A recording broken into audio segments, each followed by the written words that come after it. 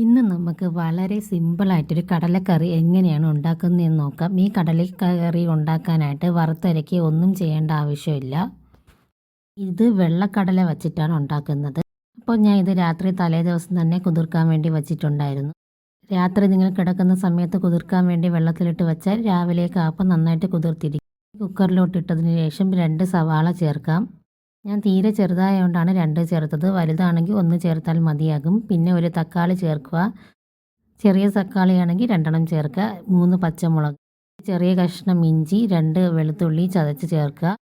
ഇതിലോട്ട് 1/4 teaspoon garam masala, 1/2 teaspoon കുരുമുളക്, ആവശ്യത്തിന് ഉപ്പ്, പിന്നെ 1 ടേബിൾ സ്പൂൺ വെളിച്ചെണ്ണ, ഇവയെല്ലാം കൂടെ ചേർക്കുക. ഏത് എണ്ണ വേണമെങ്കിലും നമുക്ക് യൂസ് ചെയ്യാം. ഞാൻ സൺഫ്ലവറാണ് യൂസ് ചെയ്യുന്നത്. നിങ്ങൾക്ക് ഏത് എണ്ണയാണോ യൂസ് ചെയ്യുന്നത് അത് യൂസ് ചെയ്യുക. ഇനി ഇതെല്ലാം കൂടെ ചേർത്ത് നന്നായിട്ട് മിക്സ് ചെയ്തെടുക്കണം. ഈ പൊടികളെല്ലാം എല്ലായിടത്തും എത്തുന്നത് പോലെ നന്നായിട്ട് മിക്സ് ചെയ്തെടുക്കുക. എന്നിട്ട് ഇതിന് ആവശ്യമായിട്ടുള്ള വെള്ളം ഒഴിക്കുക. ഞാനിപ്പോൾ 2 കപ്പ് വെള്ളമാണ് ഒഴിച്ചിരിക്കുന്നത്. ഇനി ഈ കടല നമുക്ക് വേവിക്കാനായിട്ട് വയ്ക്കാം. ഒരു 6-7 വിസിലെങ്കിലും നിങ്ങൾ അടുപ്പിക്കുക.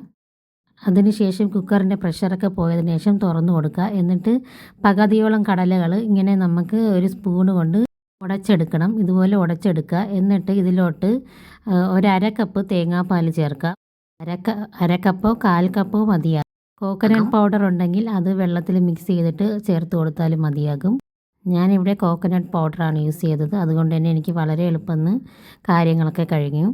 തേങ്ങ അരച്ച് സമയം കളയേണ്ട ആവശ്യമുണ്ടായിരുന്നില്ല. ലാസ്റ്റ് കറിവേപ്പില കൂടെ ചേർക്കുക. നമ്മളെ കറി ഇവിടെ റെഡി ആയിട്ടുണ്ട്.